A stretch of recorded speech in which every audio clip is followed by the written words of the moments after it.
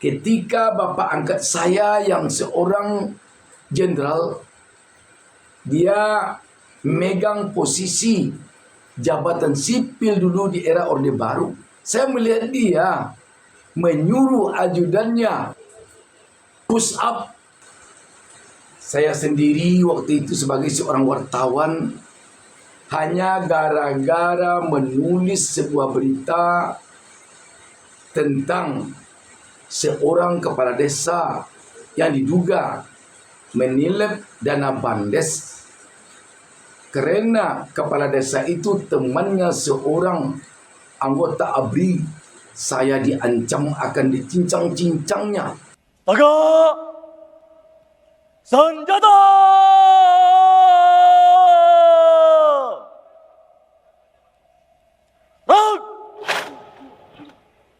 Wakil rakyat itu mewakili rakyat. Kok terkesan pembahasan rancangan undang-undang ini ditutup-tutupi dari rakyat?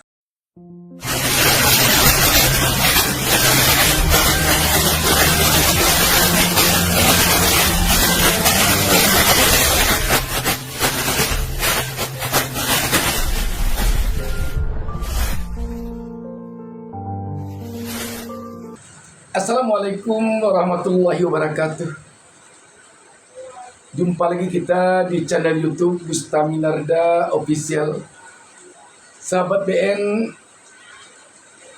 kita terenyuh ketika mendapatkan informasi sekelompok anak muda yang menamakan diri dari koalisi sipil tiba-tiba menggedor pintu ruangan sebuah hotel mewah di Jakarta yang di dalamnya wakil-wakil mereka dari DPR RI sedang melaksanakan acara penting,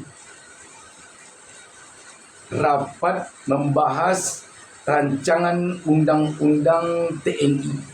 Hentikan prosesnya! Kami menolak adanya pembahasan di dalam. Kami menolak adanya dui fungsi ABRI, teman-teman. Bapak Ibu yang terhormat, yang katanya ingin dihormati tapi justru menyakiti rakyat, hentikan. Kami meminta agar dihentikan karena prosesnya dilakukan secara diam-diam dan tertutup. Tolak RUU TNI! Tolak RUU TNI! Tolak ABRI! Tolak RUU TNI! Kembalikan TNI ke barak! Kembalikan TNI ke barak! Sahabat BN, yang cukup janggal kelihatannya dalam pembahasan rancangan undang-undang TNI ini, kesan ditutup-tutupinya atau disembunyikannya oleh anggota DPR membahas ini di suatu hotel. Kenapa tidak di DPR saja dibahas? Apakah tidak ada ruangan di DPR? Tidak mungkin. Kalau di DPR ada ruangan sementara dibahas di suatu hotel tanpa memberitahu kepada publik, tentu karena ada berada. Kenapa diadakan di hotel mewah, sedangkan Presiden Prabowo telah mengatakan efisiensi terhadap penggunaan uang negara. Dan apabila kita perhatikan aspirasi yang disampaikan anak-anak muda ini sungguh merupakan penyampaian isi hati nurani rakyat. Sebab sahabat BN, telah lama isu ini mengemuka. Isu tentang rancangan undang-undang TNI yang terkesan bertolak belakang dengan keinginan rakyat, terutama rakyat yang menginginkan tetap terjaga cita-cita reformasi, yang tidak lagi ingin kembali era Orde Baru, terutama era Orde Baru yang berkaitan dengan dui fungsi ABRI dulu. Kalau sekarang mungkin namanya lebih tepat dui fungsi TNI. Rakyat telah trauma oleh praktek fungsi ABRI di era Orde Baru. Di era Orde Baru itu penerapan fungsi ABRI benar-benar telah melululantakkan hak-hak sipil. ABRI waktu itu menempati posisi-posisi yang seharusnya ditempati oleh rakyat sipil. Di DPR waktu itu ada yang dinamakan fraksi ABRI yang diisi oleh TNI dan Polri. Mulai dari DPR RI sampai ke DPRD Kabupaten Kota.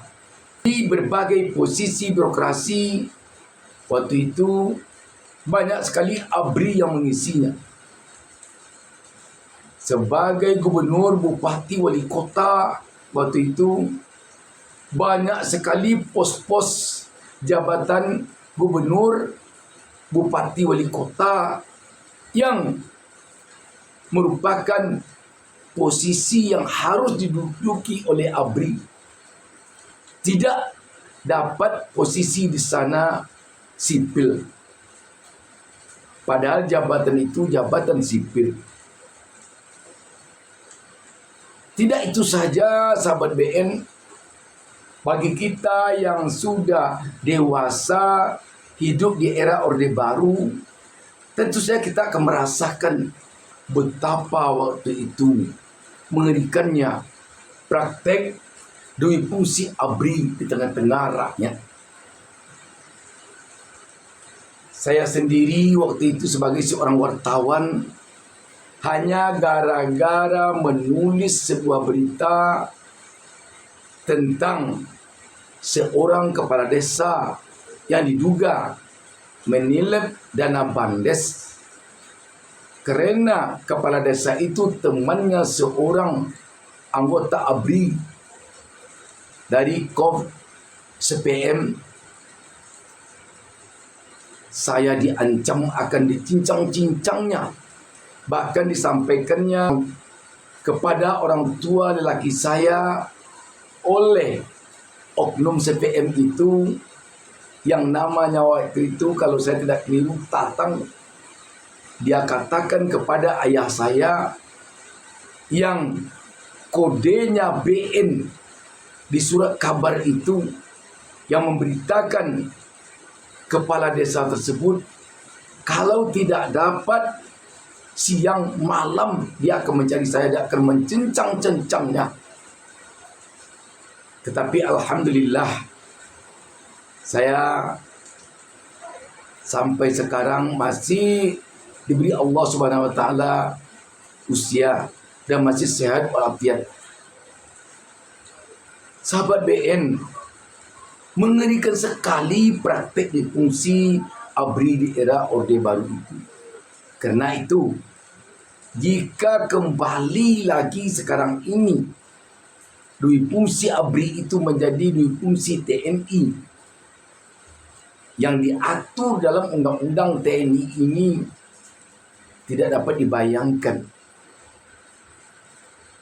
ke depan apa yang bakal terjadi bagi rakyat di Republik ini. Karena itu memang wajar kalau sekarang ini rancangan undang-undang TNI yang nuansanya memperluas penempatan TNI di tengah-tengah posisi birokrasi yang selama ini diisi oleh sipil, tentu saja mendapat penolakan dari rakyat sipil. 16 lembaga dan institusi pemerintah yang jika rancangan undang-undang TNI ini menjadi undang-undang akan bisa ditempati oleh TNI aktif. Sahabat BN, sekali lagi kita harus tentunya berjuang untuk memberantas kita kembali lagi ke era Orde Baru. Yang juga cukup mengerikan kalau kita kembali lagi ke era Orde Baru. Kalau duifungsi ABRI dulu sekarang menjadi duifungsi TNI.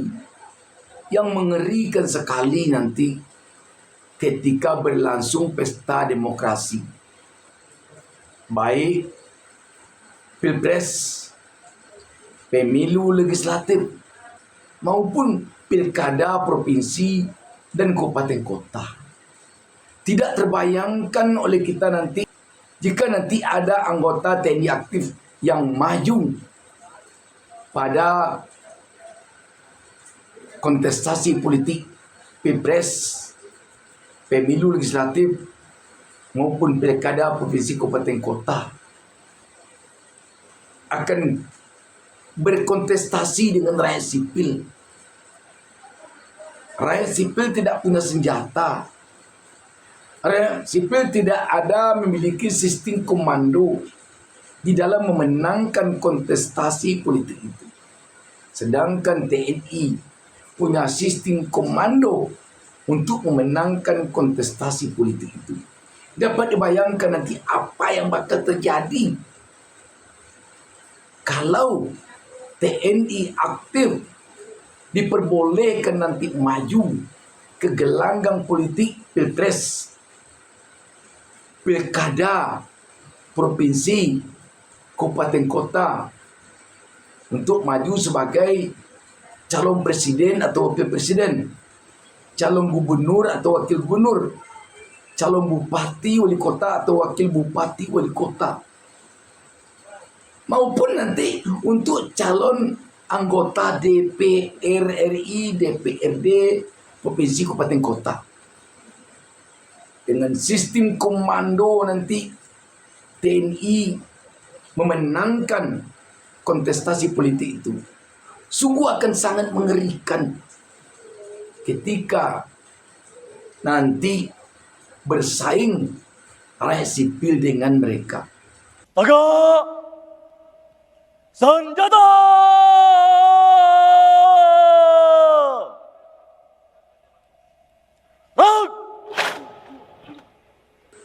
Demikian juga ketika nanti posisi-posisi birokrasi sipil diisi oleh TNI aktif, kita tidak dapat membayangkan nanti pegawai-pegawai ASN yang harus push up, yang harus jalan kaki keliling lapangan, yang harus hormat bendera setengah hari atau 1 jam atau 2 jam 3 jam ketika dia sempat terlambat datang ke kantor atau tidak tuntas melaksanakan tugas.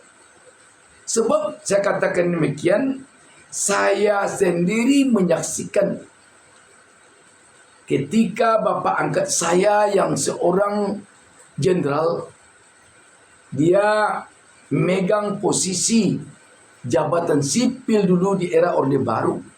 Saya melihat dia menempeleng ajudannya.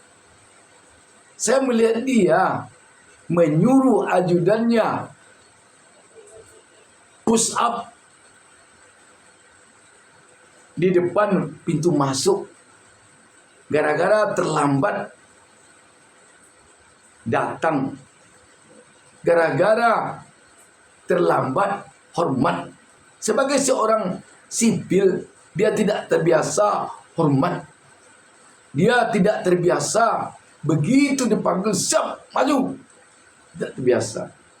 Disiplin penting, itu harus kita akui. Negara kita Republik Indonesia ini memang kita akui disiplinnya masih lemah.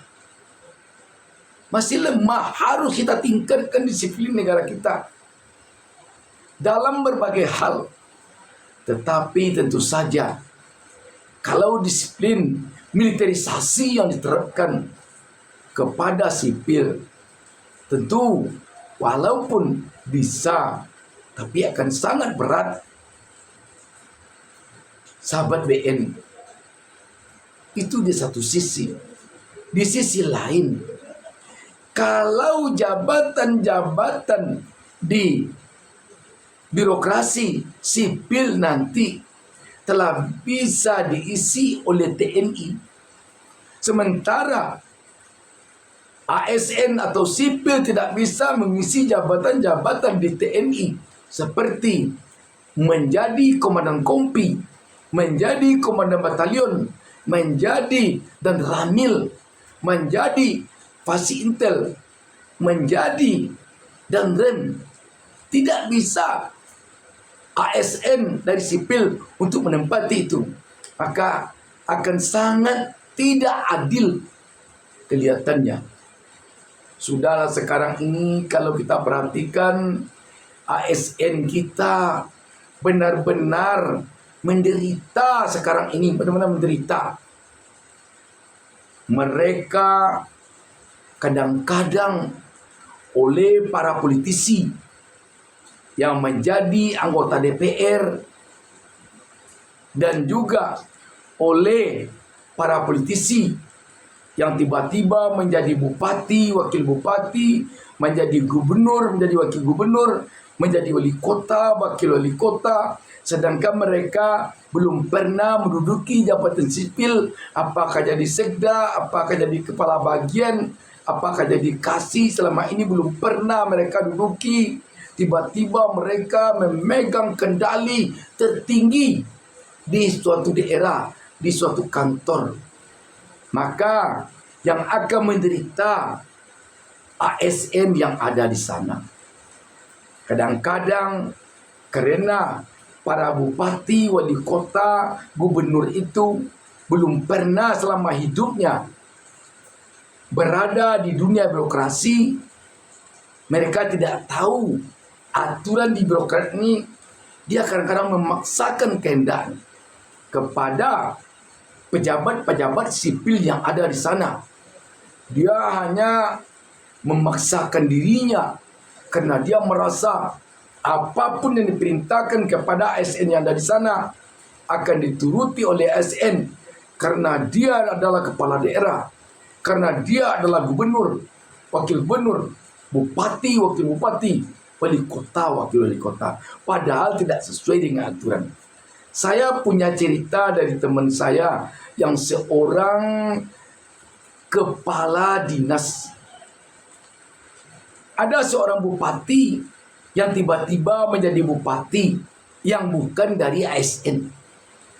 Begitu dia dilantik jadi bupati, sekitar 15 hari sesudah itu dia memanggil kepala dinas tersebut. Dia panggil. Begitu dia panggil, dia katakan agar besok tim suksesnya si A dijadikan kepala bagian keuangan di sekretariat daerah. Dikatakanlah oleh kepala dinas ini, tidak bisa dia menjadi kepala bagian keuangan, Pak. Mengapa tidak bisa? Kan saya bupatinya ini. Kamu mau berhenti atau kemana? Kepala dinas ini mengatakan, tidak bisa, Pak. Tidak sesuai dengan peraturan perundangan yang berlaku. Perundang apa kata kamu? Dia itu tim sukses saya. Kemarin ini dia yang punya masa banyak. Dan saya telah menjanjikan kepadanya untuk menjadi kepala bagian keuangan di kantor bupati ini. Sambil tertawa, kepala dinas ini berusaha juga untuk meyakinkan bos barunya ini. Dikatakannya, peraturan perundang-undangan tidak membolehkan, Pak. Karena dia bukan ASN. Dia itu bukan pegawai negeri sipil. Yang boleh menjadi kepala bagian itu adalah ASN yang telah memenuhi syarat kepangkatannya. Dia tidak ASN. Namun dia karena seorang bupati bersikeras juga. Pokoknya saya tidak mau tahu. Dia harus kepala bagian. Sampai di situ saja cerita teman saya itu kepada saya. Dan dia sudah menekan perut karena tertawa. Karena itu, apapun alasannya, bangsa ini harus menolak untuk kembali lagi ke era Orde Baru. Dengan nuansa apapun juga. Demikian sahabat BN. Wassalamualaikum warahmatullahi wabarakatuh.